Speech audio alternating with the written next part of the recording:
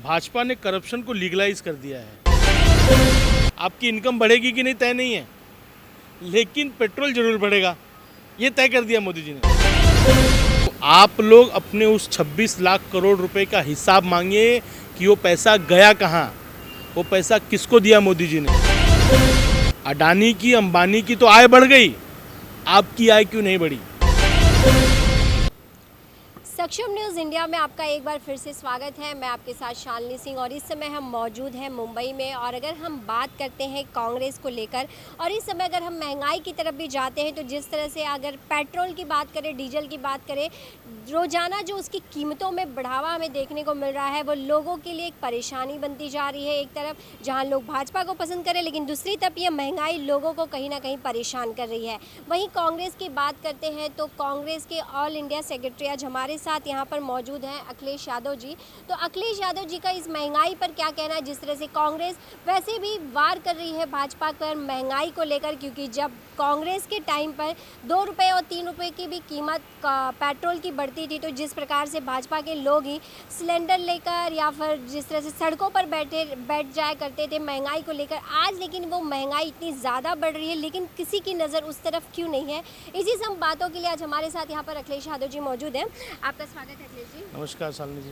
तो अखिलेश जी, आपके जो जेब में पर्स है, उस पर्स पर कितना ज़्यादा पेट्रोल और डीजल का असर देखने को मिल रहा है? क्योंकि दिन बाई दिन, डे बाई डे देख रहे हैं कि रोज़ बढ़ावा जो हमें देखने को मिल रहा है, एक जो कीमत है, कीमत में रोज़ बढ़ोतरी हो रही है। देखिए शालिनी जी, इस देश को अगर किसी ने संस्थागत तरीके से लूटने का काम किया तो भाजपा ने किया है। भाजपा ने करप्शन को लीगलाइज कर दिया है। क्या आपको नहीं लगता है कि जो ये रोज़ एक दिन छोड़ के एक दिन 80 पैसे पेट्रोल के और डीजल के बढ़ रहे हैं, ये करप्शन नहीं है क्या? जब से भाजपा की सरकार इस देश में आई है, 26 लाख करोड़ रुपए का टैक्स वसूल किया है इन्होंने हमसे पेट्रोल डीजल के ऊपर। वो पैसा कहाँ है?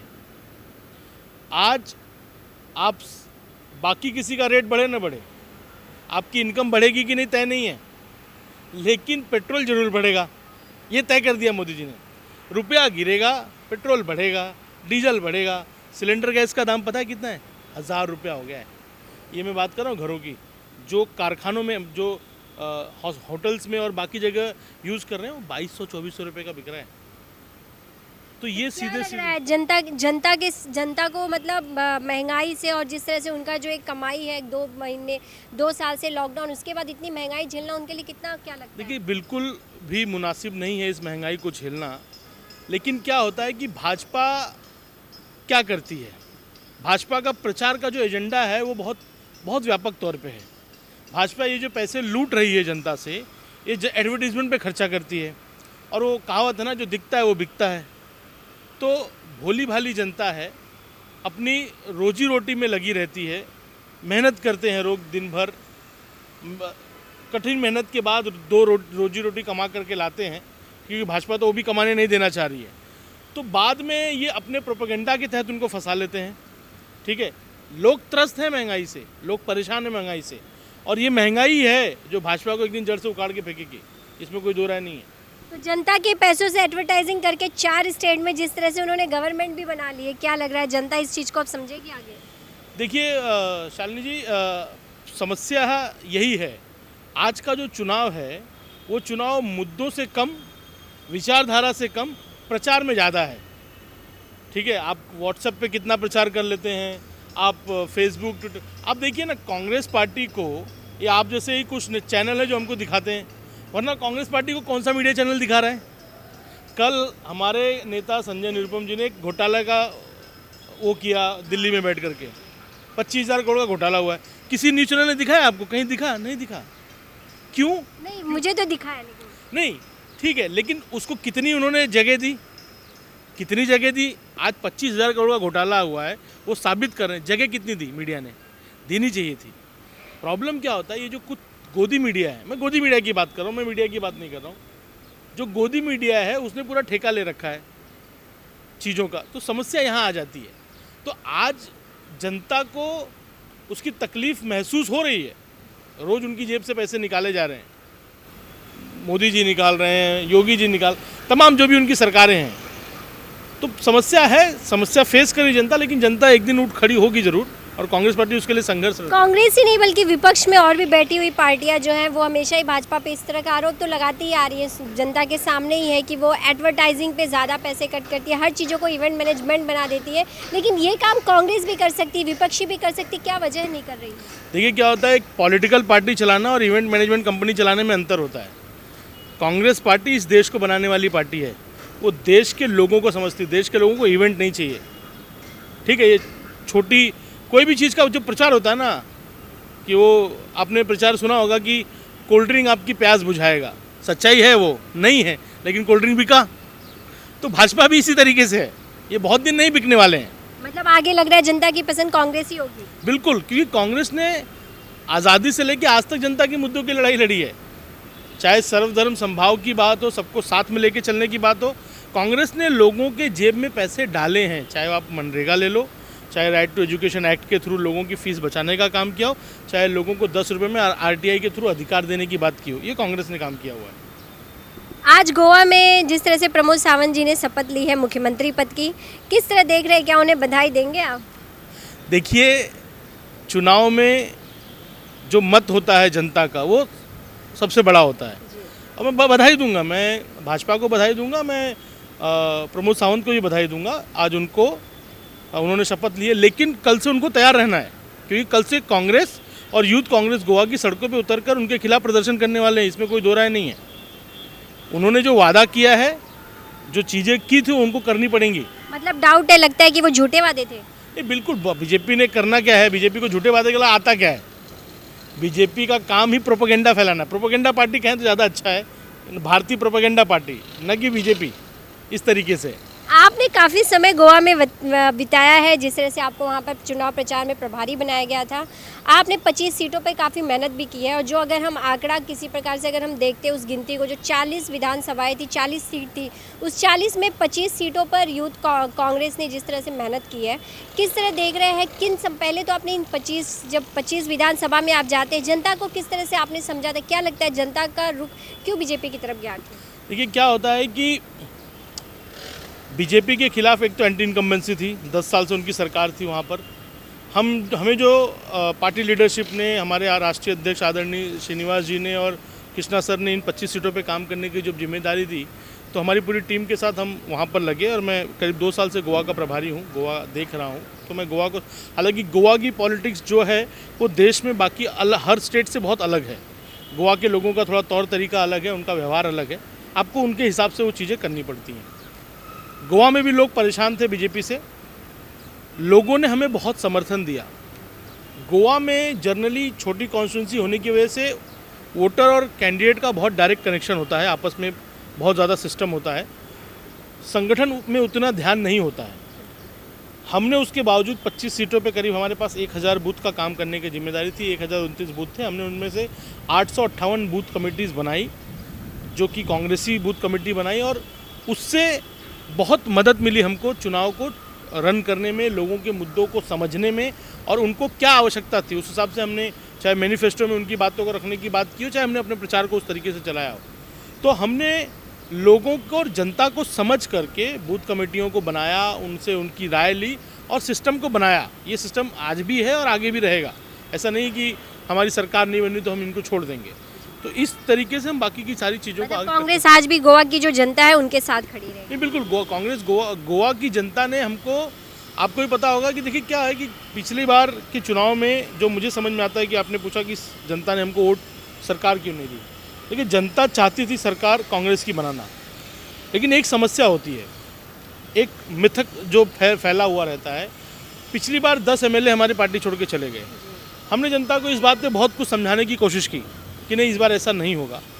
जनता कुछ हद तक हमारी बात मान भी रही थी, लेकिन मुझे लगता है कि बीच में जैसे हमारे वर्किंग प्रेसिडेंट रजनाल ने अचानक से पार्टी छोड़ दिया, तो शायद बीजेपी फिर अपने प्रोपेगेंडा को फैलाने में कामयाब हो गई और जनता हम पर भरोसा नहीं कर पाई। मतलब अगर हम गोवा के हार की वजह, अगर गवर्नमेंट नहीं बना पाने की वजह देखते, तो कहीं ना कहीं वजह यही है कि मैं इसको एक वजह मान सकता हूँ। इसलिए मान सकता हूँ क्योंकि मैं गोवा में रहा, या गोवा में जनरली लोगों का एक राय बन गई थी कि उनको बीजेपी को वोट नहीं देना था। उसके बावजूद अगर बीजेपी 20 सीटें जीत रही है, तो कोई ना कोई हिडन चीज़ें रही होगी जो जनता शायद जनता के दिल में बैठी थी, वो हमें बता नहीं पा रही थी, या कुछ तो रहा होगा, या हम उसको नहीं समझ पाए होंगे। हालांकि हमारे सभी नेताओं ने वहाँ पे, हमारे सीनियर लीडर थे चिदम्बरम साहब, वहाँ के प्रभारी दिनेश गुंडू राव जी, प्रदेश अध्यक्ष गिरीश जी, दिगंबर कामत, सभी ने बहुत मेहनत की थी। सभी कांग्रेसी लोगों ने बहुत मेहनत की, बहुत ईमानदारी से लोगों ने चुनाव लड़ा, और हमने 80% नए चेहरों को टिकट दिया था, और जनता ने उन पर भरोसा भी किया। चाहे वो सेंटा क्रूज की सीट हम जीते हों, जहाँ पर आम आदमी पार्टी के मुख्यमंत्री के उम्मीदवार थे, उनको हराया हमने, वहाँ पे 2,500 वोटों था, आपको पता। चाहे बाबू कवलेकर जो डिप्टी सीएम हुआ करते थे बीजेपी की सरकार में, उनको हमारे एक नए कैंडिडेट अल्टन ने हराया। तो ऐसी बहुत सारी जगह पे हुई। चाहे आप बारदेज वाली सीटों को देख लो, हम शिवलियम की सीट जीत गए, हम सालीगांव जीत गए, जो हमारे पास नहीं थी। तो अखिलेश जी, ऐसी बहुत सारी सीटें आपने बताई, लेकिन वहीं पे जब दूसरी जगह हम देखते हैं 40 सीटों में जो 25 सीटें थी, उस 25 सीटों पे यूथ कांग्रेस ने पूरा जोर लगाया था, उनकी पूरी ताकत लगी थी, और कहीं ना कहीं मुझे लगता है वो ताकत लगना कहीं ना कहीं कामयाब भी हुआ है, क्योंकि 10 सीटें वो 25 सीटों में से ही वो 10 सीटें थी जो जीत कर आई है कांग्रेस। तो क्या लगता है किस तरह की मेहनत थी, और किस तरह से यूथ कांग्रेस में वो जोश और वो उत्साह है अपनी पार्टी के लिए कि जनता को बता पा रही है, अपनी बातों को जनता के बीच रख पा रही है? देखिए, यूथ कांग्रेस हमेशा से कांग्रेस पार्टी की रीढ़ की हड्डी रही है। चाहे सन 77 की बात करें, जब इमरजेंसी में चुनाव हारने के बाद 80 में हमने जब चुनाव लड़ा, तो इंदिरा जी ने एक खुले मन से कहा था कि अगर वो सत्ता वापस आई तो यूथ कांग्रेस की वजह से आई है। ये यूथ कांग्रेस की ताकत रही है, आज भी यूथ कांग्रेस की ताकत रही है। कुछ तथाकथित एजेंसियाँ घूमती हैं चुनाव का मैनेजमेंट करने के लिए, लेकिन उनको ये बात पता नहीं होती यूथ कांग्रेस का जो यही काम कर रहा होता। और मैंने भी वही काम किया वहाँ पे, मैंने कोई नया काम नहीं किया। हमें झंडा उठाने का काम दिया गया था, हमें पुलिस की लाठी खाने का काम दिया गया था, हमने वो भी किया। हम पुलिस ने 30 साल बाद गोवा में लाठीचार्ज किया किसी पॉलिटिकल इवेंट पे, और आदरणीय श्रीनिवास जी के नेतृत्व में हम पर लाठीचार्ज हुआ था, हम सब ने वहाँ पर मार खाई थी पुलिस की। वहाँ से हमने शुरुआत की, और बूथ कमेटी पे काम करना किसी भी लीडर के लिए बहुत बेसिक नॉलेज होना बहुत जैसा होता है। तो यूथ कांग्रेस को बूथ की जानकारी है, बूथ क्या है वो पता है। हमने हर पूरी असेंबली में उसको चर्चा की। असेंबली में इन्फ्लुएंसर्स होते हैं, तमाम तरीके के लोग होते हैं, हर किसी से हम मिले, और उसके बाद हमने बूथ कमेटी बनाई, और उस बूथ कमेटी के थ्रू ही हम अपने पूरे कैंपेन को चला पाए। तो बूथ कमेटी पर काम, बूथ कमेटियों पे लगना, काम करना एक बहुत बेसिक सी बात है। ये एजेंसियाँ हमें नहीं सिखाएंगी, ये हमारा काम है। ये वही बात हुई कि आप स्कूल में पढ़ने जाते हो और आपको ABCD नहीं आए, तो बूथ कमेटी ABCD के बराबर। और यूथ कांग्रेस बहुत सक्षम है, और ये गोवा में यूथ कांग्रेस ने करके दिखाया। जो 11 सीटें जीती, बिल्कुल सही कहा आपने, उसमें से 10 सीटें वही हैं जिनमें से हम उन सीटों पे बूथ मैनेजमेंट का काम कर रहे थे। लेकिन इस 10 सीटों को जीतने के बाद में भी आप में कहीं ना कहीं थोड़ा सा तो ये अभाव रह गया होगा कि हमें वो 25 सीटें ही जीत लेते। नहीं, क्या होता है, एक लिमिटेशंस भी होता है, और तमाम चीज़ें होती हैं कि आपको फिर उतना ही चीज़ें रहेंगी। तो लीडरशिप ने पहली बार ये एक्सपेरिमेंट किया। AICC को मैं बहुत धन्यवाद देना चाहता हूँ कि उन्होंने हम पर भरोसा करके हमें इतनी सीटें दी, और हमने भी अपने पूरी ताकत लगा दी उसमें, और रिज़ल्ट अच्छा आया। मुझे उम्मीद थी कि हम और अच्छा बेहतर कर सकते थे। मुझे भी कहीं ना कहीं लग रहा है कि कुछ कमियां रह गई होंगी, तो जिसे हम डेफिनेटली आने वाले स्टेट में। अखिलेश जी, जिस तरह से जो पदाधिकारी, छोटे पदाधिकारी हो या कार्यकर्ता कहें, जो फील्ड पे रहकर मेहनत करते हैं, कड़ी धूप में घूमते हैं, जिस तरह से आप भी उतने दिन 2 साल वहाँ पर अगर रहे गोवा में, आपने जिस तरह से बताया, हमें तो 6 महीने या 1 साल ही मालूम था। तो आप उतनी लंबे समय वहाँ पर रहते, इतनी मेहनत करते, लेकिन इस मेहनत के बाद जो भी रिजल्ट या फल आता है, उसके बाद पार्टी आपको कितना इंकरेज करती है? क्या पार्टी की तरफ से आपको कुछ, उनकी तरफ से कोई चीज़ें कही गई, क्योंकि आपकी मेहनत कहीं ना कहीं रंग लाई है एक तरफ से देखा जाए तो? देखिए, पार्टी एक परिवार की तरह होता है। मेरी लीडरशिप ने मुझ पर पूरा भरोसा किया, और लीडरशिप ने मुझसे कहा भी, जब उनका कहना ये था कि हमें जो करना था वो हमने किया, और बहुत अच्छा किया। लीडरशिप ने पूरा भरोसा जताया, और लीडरशिप का हमेशा मुझ पर भरोसा रहा है, इसीलिए उन्होंने मुझे इतनी बड़ी अपॉर्चुनिटी दी, और कहीं ना कहीं हम उसको थोड़ा और अच्छा कर सकते थे, और मुझे उम्मीद है कि हम आगे अच्छा करेंगे। और मुझे लगता है कि लीडरशिप में एक ये भी भरोसा पैदा हुआ है गोवा के इस एक्सपेरिमेंट के थ्रू, कि हम कई स्टेट्स में, अपने स्टेट में अपना इलेक्शन खुद चला सकते हैं, हमें किसी बाहर की एजेंसियों की ज़रूरत नहीं है। तो ये एक भरोसा होता है जो लीडरशिप ने मुझ पर दर्शाया है, यूथ कांग्रेस में दर्शाया है। एक अपने आप में बड़ी बात होती है। तो अब आगे की चुनाव को लेकर कैसे देखते हैं, क्योंकि 4 स्टेट हार के बाद मतलब ये एक चीज़ जो सामने आई है, उससे किस तरह से आगे की आपकी तैयारी होगी? आगे जो चुनाव है, गुजरात है और भी चुनाव है, उसके लिए कितनी तैयार हो? क्या लग रहा है, जनता प्यार देगी आगे कांग्रेस के साथ? देखिए, बहुत सिंपल है। इस देश में दो ही विचारधाराएं हैं। एक वो विचारधारा है जो जनता को दबा रही है, जनता को लूट रही है, जो भाजपा प्रायोजित विचारधारा है।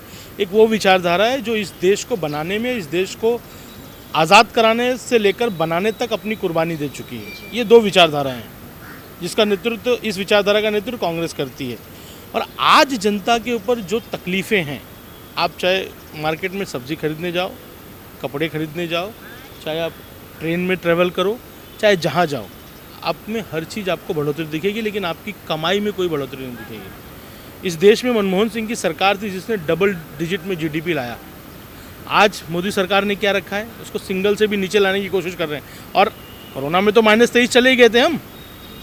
तो कांग्रेस सरकार हमेशा ये कोशिश की है कि आपके जेब में जब पैसे रहेंगे, आपकी जब कमाई बढ़ेगी, तो आपके घर में सुख शांति रहेगी। आपके घर में जब सुख शांति रहेगी तो मोहल्ले में सुख शांति रहेगी, और मोहल्ले में सुख शांति रहेगी तो राज्य में सुख शांति रहेगी, और जब राज्य सुखी रहेगा तो देश सुखी रहेगा। इस विचारधारा पे हम बिलीव करते हैं। मोदी जी का सिंपल है कि भैया आदमी को इतना तरसा दो कि जीने रहने को विकास समझे। तो ये दो विचारधाराएं हैं, और मुझे पूरा यकीन है कि देश की जनता हम पर भरोसा करेगी। गुजरात और हिमाचल के चुनाव में हम बीजेपी को जरूर पटखनी देंगे, इसमें कोई दो राय नहीं। तो वही जोश, वही उत्साह, फिर आपकी एक टीम एक साथ फिर तैयार होगी दूसरे चुनाव के लिए? नहीं, बिल्कुल तैयारी है। यूथ कांग्रेस, देखिए यूथ कांग्रेस इकलौता ऐसा संगठन है, आपको भी पता होगा कि सेकेंड वेव में जब लोगों को ऑक्सीजन नहीं मिल रहा था, दिल्ली की मोहल्ला कमेटियां फेल हो गई थी, जो फर्जी मोहल्ला कमेटियां, तो श्रीनिवास बीवी अपने कंधे पे सिलेंडर उठा करके लोगों को दिए। यूथ कांग्रेस का एक कार्यकर्ता उनके नेतृत्व में लगा और हमने किया। तो कांग्रेस, यूथ कांग्रेस का और कांग्रेस का काम देश की सेवा करना है, और हम पूरी टीम के साथ तैयार हैं हर चुनाव, हर चुनौती लेने के लिए। और क्या कहना चाहेंगे जनता से, लोगों से क्या कहना चाहेंगे? कांग्रेस के आप यूथ हैं, और यूथ के साथ क्या लगता है और भी यूथ को कांग्रेस के साथ जुड़कर आप ही की तरह इस तरह से जोश के साथ? मैं जनता से सिर्फ एक ही बात कहना चाहूँगा कि 7 साल में 26 लाख करोड़ रुपया मोदी जी ने आपकी जेब से निकाला है। और 26 लाख करोड़ रुपया इतना ज़्यादा होता है कि उसका जीरो संबित पात्रा नहीं बता पाएंगे। तो आप लोग अपने उस 26 लाख करोड़ रुपए का हिसाब मांगिए कि वो पैसा गया कहाँ, वो पैसा किसको दिया मोदी जी ने। अडानी की, अंबानी की तो आय बढ़ गई, आपकी आय क्यों नहीं बढ़ी? कोरोना की मार आप ही को लगी थी क्या? अडानी अंबानी को नहीं लगी थी? तो आप भी ये जवाब मांगिए मोदी सरकार से, ये मेरा आप सबसे आग्रह रहेगा। तो जिस तरह से आपने देखा कि गोवा यूथ की अगर हम बात करते हैं, कांग्रेस की अगर हम बात करें तो यूथ काफ़ी एक्टिव नज़र आते हैं। दिल्ली से अगर हम बात करें तो दिल्ली में भी जिस तरह से इनके अध्यक्ष है, राष्ट्रीय अध्यक्ष की अगर हम बात करें श्रीनिवास बीवी जी की, वो काफ़ी एक्टिव नज़र आते हैं।